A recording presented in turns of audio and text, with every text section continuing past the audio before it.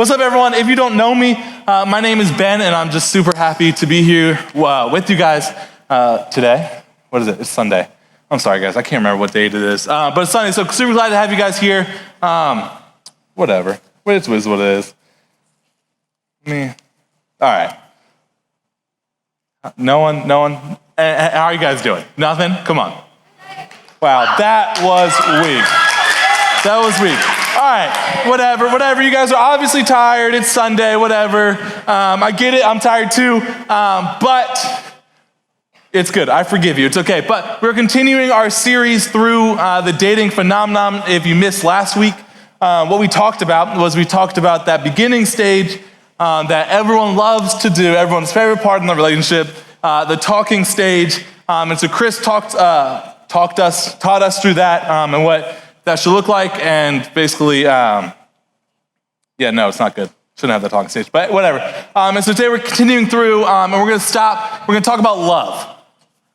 Right now, so when I throw out that word, a lot of you just get different definitions in your head of what love looks like and what love actually is. So I got a little personal story for you guys. Well, first off, if you don't know, I got married a little over 2 months ago now to Hannah.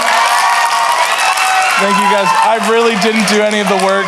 It really was just Hannah for saying yes. I don't know why. But she's somewhere. I don't know where she is. But if you haven't met her, you should meet her. She's a pretty cool person, I think. I think she's pretty cool. But before Hannah, here comes the tea. Before Hannah, you could technically say I had 3 girlfriends. Woo! Yeah, there it is. I had 3 girlfriends before Hannah. And so one of my relationships, I was in 6th or 7th grade. I was pretty young. We were dating, right? That's why I put the quotes up when I said relationships. And so it was in 6th or 7th grade, and I remember this girl, we started going out. Really, it wasn't really much going out because we were in 6th or 7th grade. We're still in middle school. What really could we do? But I remember we were dating for about a week at the time, and then she texted me. She's like, "Oh, I love you." And I was like, "Oh, sweet, cool, like I love you too." I was in 6th grade, 7th grade. I didn't really know what that word meant, but I sent it back to her. Right? And then 2 days later, guess what? We broke up. I broke up with her. Right? I had no clue what that word meant. I had no clue what it meant to love someone. But I was like, yeah, sure, like I love you too. Right? And then so later down the line, I met Hannah. Right? And so I met Hannah and we started dating. But at this time, right, I started to know what that word actually meant. Right, I said, I'm not going to rush into this. I'm not going to be that person that says it super early. So we didn't say it until we were about 3 months in. Right, so we took that time because we both knew what that word actually meant. We knew the weight behind saying the L word, saying, "Hey, I love you." We knew what that meant. You see, but in today's world, and I know in your guys' relationships, don't try and lie to me, I know we are quick to say that word. We are super quick to say, "Oh, I love you, babe. Oh, I love you. I love you too." Oh my, right? Like we are quick to jump to that word. And if you're not in a relationship, I'm gonna be honest, you guys gotta be honest with me. I know that you guys are sitting there and you're like, "I can't wait to be loved. I can't wait for someone to love me. I can't wait. I'm so excited. Someone's gonna love me. I just can't wait to get to that point in my relationship and everything's gonna be perfect and woo." Yeah, no.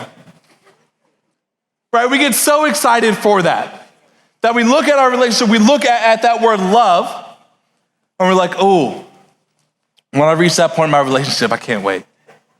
Oh, I'm so excited. When we finally say the L word, everything's gonna be perfect." But you see, we start looking at love as an achievement.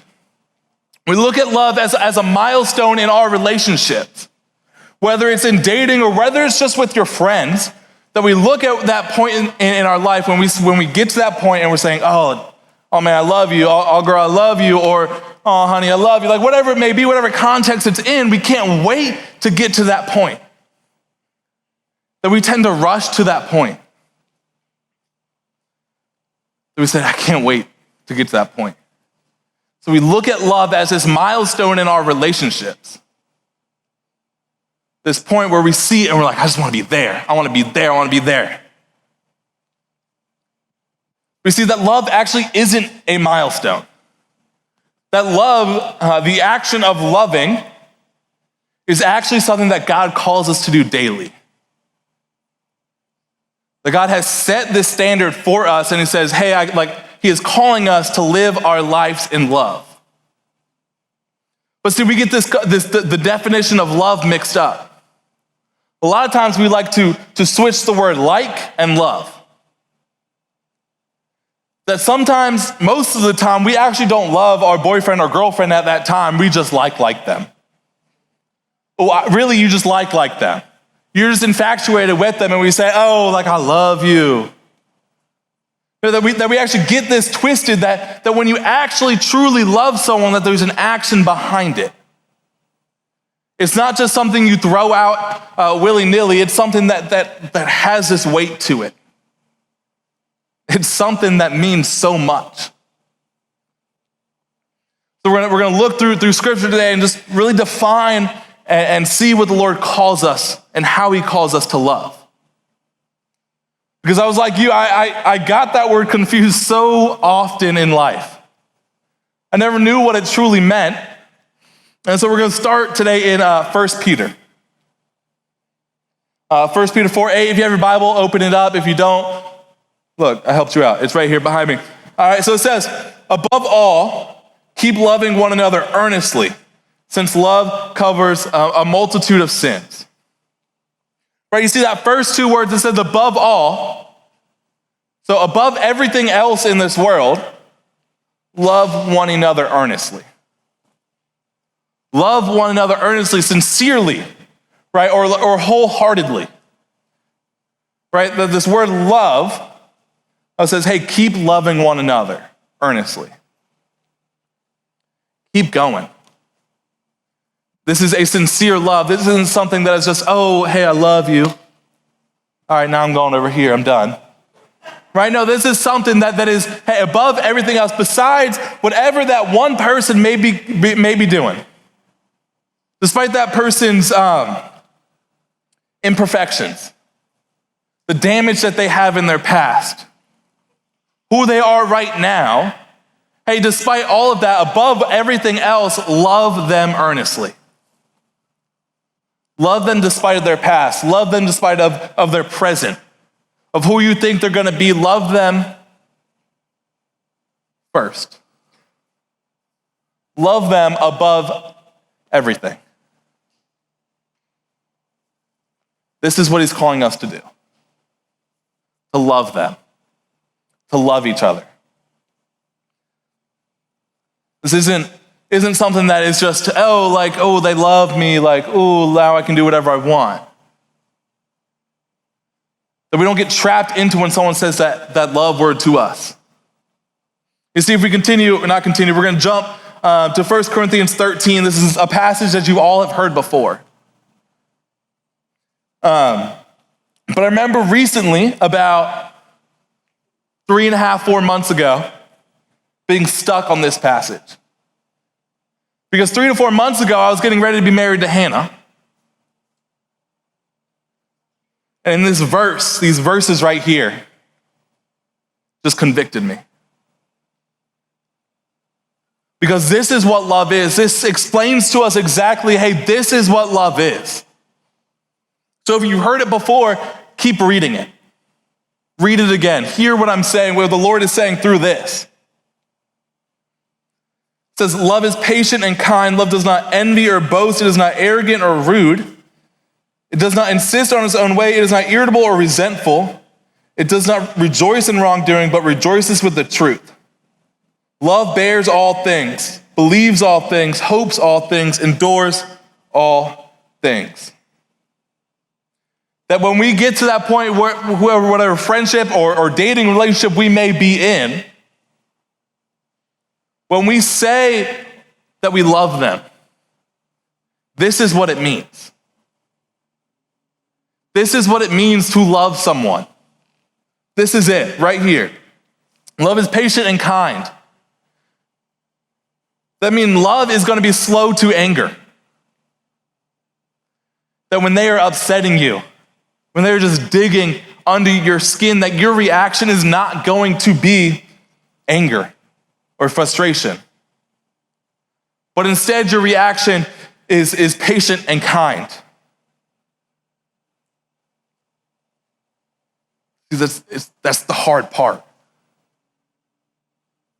When that person is ticking you off, they are making you mad.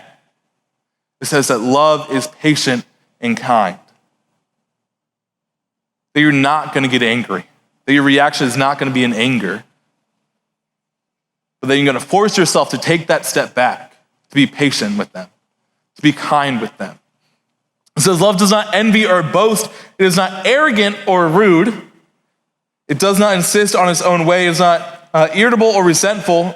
It does not rejoice at wrongdoing, but rejoices with the truth.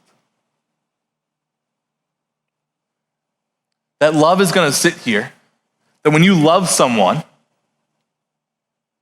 you're not going to rejoice in their wrongdoings, meaning you're not going to keep doing the bad things that you know are bad. That if you're dating someone and you're like, oh, like I love you, now we can do all this. We love each other, now we can go down this road. That you're going to sit there and you're going to be like, hey, no, I love you, so we're not going to do that. We're not going to rejoice and find that happiness in the things that we're doing wrong. Whether it's your friends, hey, like I love you and I don't want to see you get in trouble and get hurt. Hey, I don't want to see you pull me into that. I don't want to get in trouble as well. Hey, let's go do something else. But it rejoices with the truth. That it finds that happiness when it's doing the right thing.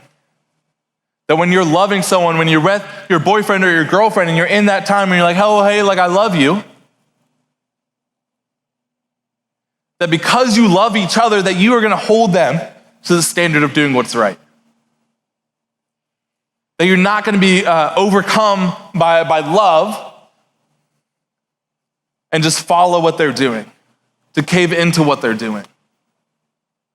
But you're going to sit there and you're going to be like, hey, I love you, so let's actually do something else. Hey, let's not do that. That's not right.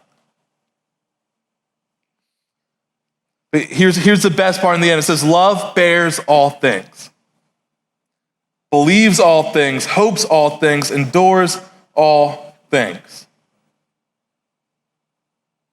But love does not give up.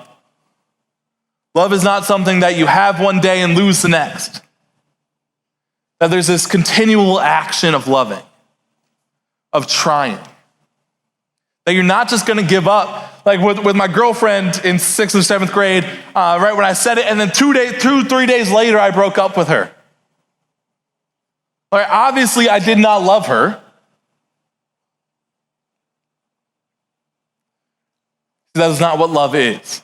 Love bears all things, right? It says it endures all things. But see, it bears all things.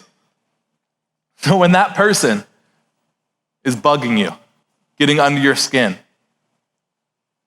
right? That you're not just going to let it, you're not going to walk away. You're not going to just give up.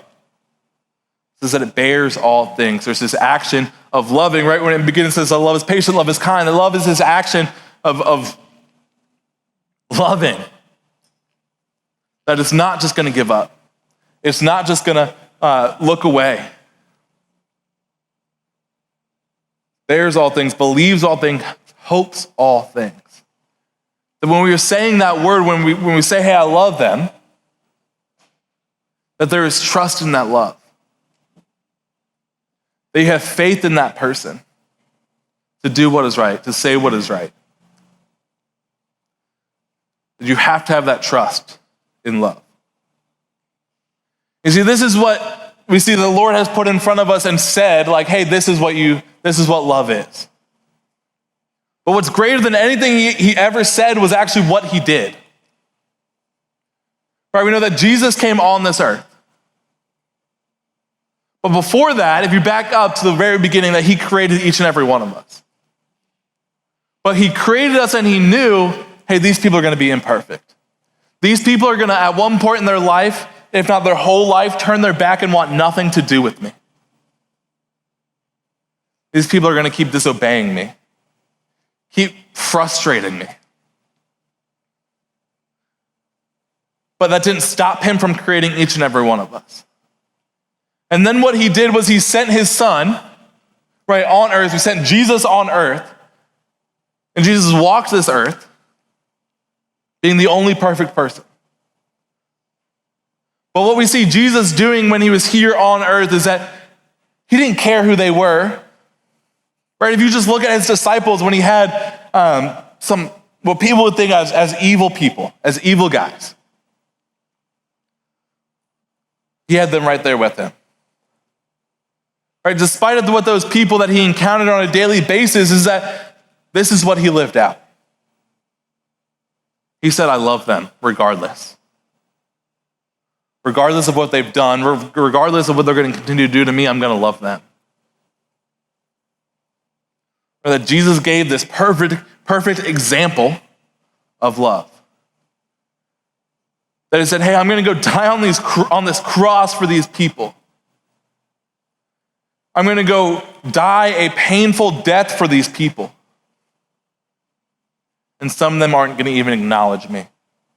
Some of them aren't even going to want to say my name. See, but that didn't stop him from being that example of love. That didn't stop him from going and doing it. That is the perfect example of love just right there. That we see Jesus and we see God, and they've done nothing but continually love us, regardless of how difficult, how stubborn, how frustrating we can be, how imperfect we are, did not stop God from loving us. From having this continual love where he's just chasing and chasing after us. And this is what the word love means. Love isn't something where you just move back and forth to. Oh, I love you one day, but not the next. But I'll love you the day after that. That when we say that word love, that it has this weight to it. It says, hey, I'm going to continue to love you. I'm going to continue to be patient with you, to be kind with you.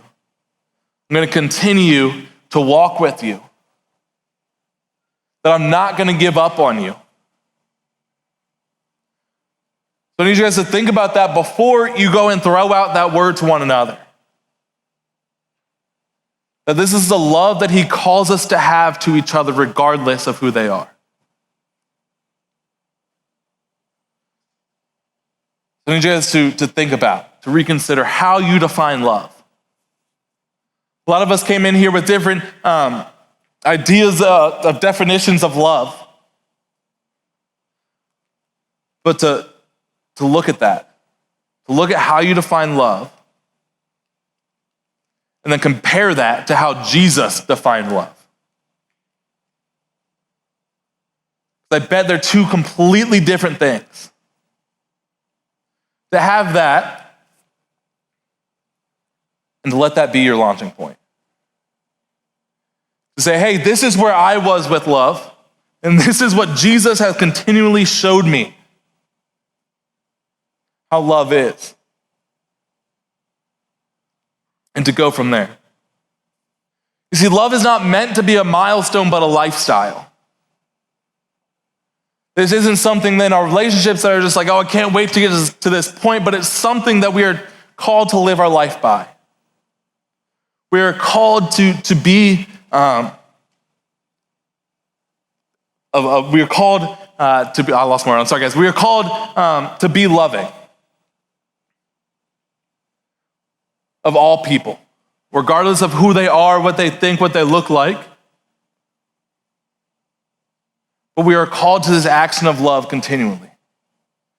We are called to use the example that Christ has given us of his perfect love. We are called to use that and to go into the world and love others the same way.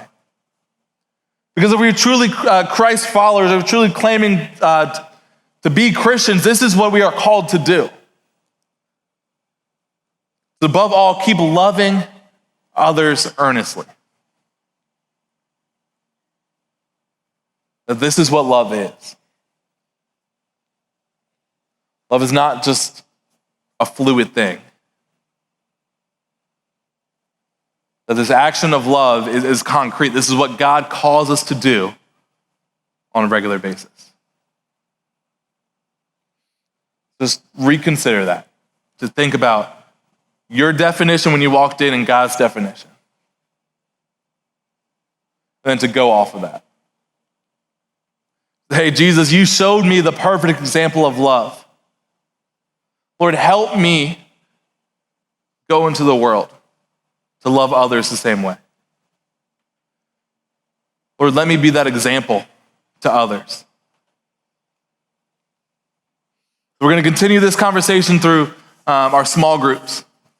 Really dive into that word some more and say, hey, this is what love is. Hey, this is how I can be living in love to others. And pray for us, and then we're going to head off.